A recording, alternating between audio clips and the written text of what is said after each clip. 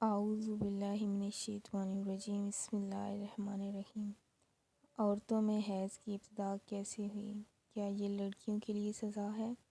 کیا یہ سچ ہے کہ حضرت حوا علیہ السلام کو سب سے پہلے حیض آیا جو اللہ کی طرف سے ان کے لیے سزا تھی؟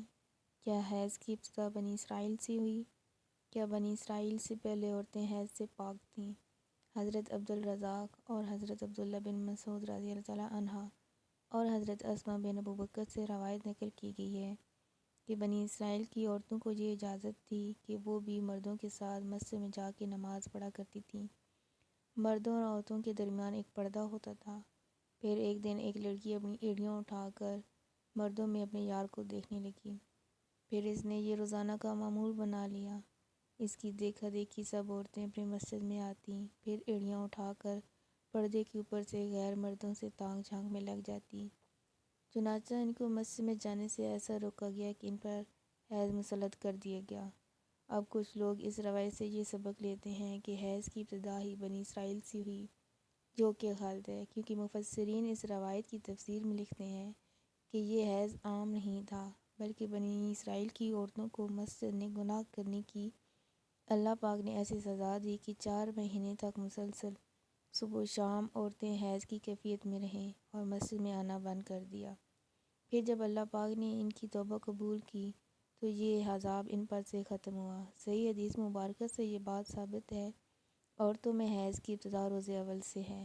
آئیں اس بارے میں 2 حدیث مبارکہ بیان کرتے ہیں جن سے ثابت ہوگا کہ حیض کی ابتدا پہلے دن سے ہی ہے، نہ کہ بنی اسرائیل سے اس کی ابتدا ہوئی۔ حضرت عائشہ رضی اللہ تعالیٰ عنہا حجۃ الوداع میں اللہ کے رسول صلی اللہ علیہ وآلہ وسلم کے ساتھ حج کے ارادے کے لیے نکلی۔ راستے میں انہیں حیض آ گیا تو وہ اس اندیشے سے رونے لگی کہ اب وہ مناسک حج ادا کرنے سے محروم ہو جائیں گی۔ آپ کو معلوم ہوگا تو آپ نے انہیں سمجھاتے ہوئے فرمایا، یہ ایسی چیز ہے جسے اللہ تعالیٰ نے اولاد آدم میں عورتوں کے لیے لازم قرار دی ہے۔ اس حالت میں تم بھی وہی سب کچھ کرو جو حاجی کرتے ہیں، صرف پاک ہونے تک بیت اللہ کا طواف نہ کرو۔ اس طرح ایک حدیث میں حضرت ام سلمہ رضی اللہ تعالیٰ عنہ سے روایت ہے، حضرت ام سلمہ رضی اللہ تعالیٰ عنہ بیان کرتی ہیں کہ ایک موقع پر حضور صلی اللہ علیہ وآلہ وسلم کے پاس تھیں کہ مجھے حیض آنے لگا۔ میں وہاں سے اٹھ گئی تو آپ صلی اللہ علیہ وآلہ وسلم نے دریافت کیا تو میں نے بتایا کہ مجھے ایسا نہیں لگا۔ آپ صلی اللہ علیہ وآلہ وسلم نے فرمایا، یہ ایسی چیز ہے جسے اللہ تعالیٰ نے آدم کی بیٹیوں پر لازم قرار دیا ہے۔ اس موضوع پر امام بخاری رحمۃ اللہ نے بخاری شریف میں ایک باب میں قائم کیا ہے جس کا نام حیض کا آغاز کیسے ہوا۔ امام بخاری لکھتے ہیں، حضور اکرم صلی اللہ علیہ وآلہ وسلم نے فرمایا، یہ وہ چیز ہے جسے اللہ نے آدم کی بیٹیوں پر لازم کیا ہے۔ امام بخاری مزید لکھتے ہیں کہ بعض لوگ کہتے ہیں حیض کا آغاز بنی اسرائیل سے ہوا، جبکہ اس معاملے میں نبی کریم صلی اللہ علیہ وآلہ وسلم کا ارشاد زیادہ معتبر ہے، کیونکہ حضور صلی اللہ علیہ وآلہ وسلم نے فرمایا کہ اللہ نے حیض کو آدم کی بیٹیوں پر لازم کیا ہے، اس لیے بنی اسرائیل سے پہلے ہی حضرت آدم کی اولاد میں حیض موجود تھا۔ علامہ ابن حجر عسقلانی اور فتح الباری میں یہ بات ثابت کیا گیا کہ حیض ابتدا سے تخلیق سے عورتوں کو آ رہا ہے۔ اب بات کرتے ہیں اس روایت کی جن میں یہ کہا جاتا ہے کہ حیض کی ابتدا حضرت حوا سے ہوئی اور ایسے بطور سزا ہوئی۔ امام طبری رحمۃ اللہ علیہ السلام سورۃ بقرہ کی آیت میں حضرت عبد الرحمن بن زید رحمۃ اللہ کی روایت نقل کرتے ہیں، حضرت حوا کو سب سے پہلے حیض نہیں آتا تھا، ان کی تخلیق پاکیزہ ہوئی، یہاں تک کہ انہوں نے اللہ کی نافرمانی کی اور ممنوع پھل کھایا جس سے ان کو جنت سے نکالا گیا۔ پھر ان کو حیض اور حمل کی سزا دی گئی اور لکھتے ہیں اللہ پاک نے تب فرمایا، میں تجھے پاکیزہ بنایا تھا لیکن تو نے میری نافرمانی کی، اس لیے اب میں تجھ سے خون جاری کر دوں گا۔ امام طبری کے علاوہ باقی تمام مفسرین نے ان روایات کو جھٹلایا ہے اور ان روایات کو غیر مستند اور ناقابل قبول کہا ہے۔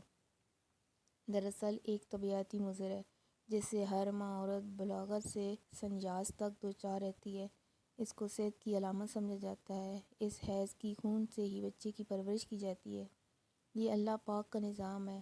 غیر حاملہ عورت کو اگر حیض نہ آئے تو اس کی بیماری کی علامت سمجھا جاتا ہے، یہ عورت کے لیے کوئی سزا نہیں، اور نہ ہی یہ بات کسی روایت سے ثابت ہے کہ حیض عورت کی سزا ہے، بلکہ یہ ایک ذمہ داری ہے جو اللہ پاک نے انسانیت کی تخلیق کے لیے عورتوں پر ڈالی ہے۔ اس لیے جو عورتیں اس ذمہ داری کو بخوبی نبھاتی ہیں وہ اجر ثواب کا مستحق ہیں۔ حضرت عائشہ رضی اللہ تعالیٰ عنہ نے ایک دفعہ حضور پاک صلی اللہ علیہ وآلہ وسلم سے سوال کیا، اے اللہ کے نبی، مجھے تو لگتا ہے کہ عورتیں پیدا ہی مصیبت جھیلنے کے لیے ہیں۔ حضرت عائشہ کا حیض اور حمل کی تکلیف کی طرف اشارہ تھا۔ حضور پاک صلی اللہ علیہ وآلہ وسلم فرمائے، نہیں، بلکہ یہ ایسی چیز ہے جس کے ذریعے بنی آدم کی عورتیں آزمائی گئیں۔ ایک اور حدیث کی تشریح میں علامہ ابن حجر رحمۃ اللہ فتح الباری میں لکھتے ہیں، عورتوں کی تخلیق ہی اللہ پاک نے ایسی کی ہے کہ انہیں حیض ان پر پہلے دن سے ہی لازم قرار دیا گیا۔ جو عورتیں اس پر صبر کریں گی وہ اجر کی مستحق ہوں گی، اور جو اس کو مصیبت و برائی سمجھیں گی وہ اللہ کی تخلیق میں عیب نکالنے جیسے گناہ کی مرتکب ہوں گی۔ امید ہے اب آپ جان چکے ہوں گے کہ نہ تو یہ کوئی سزا ہے عورتوں کی، اور نہ ہی اسے سزا کے طور پر حضرت حوا علیہ السلام پر مسلط کیا گیا، اور نہ ہی یہ حیض بنی اسرائیل کی عورتوں سے شروع ہوا، بلکہ حیض حمل تو اللہ پاک کی آزمائش ہے عورتوں کے لیے، جن کا اللہ پاک پر روز قیامت عورتوں کو اجر عطا فرمائے گا۔ اے اللہ پاک، ہماری تمام بہنوں کو آزمائش میں صبر عطا فرما، ہم گناہوں سے دور ہو جائیں اور نیک اعمال کرتے رہیں۔ آمین ثم آمین یا رب العالمین۔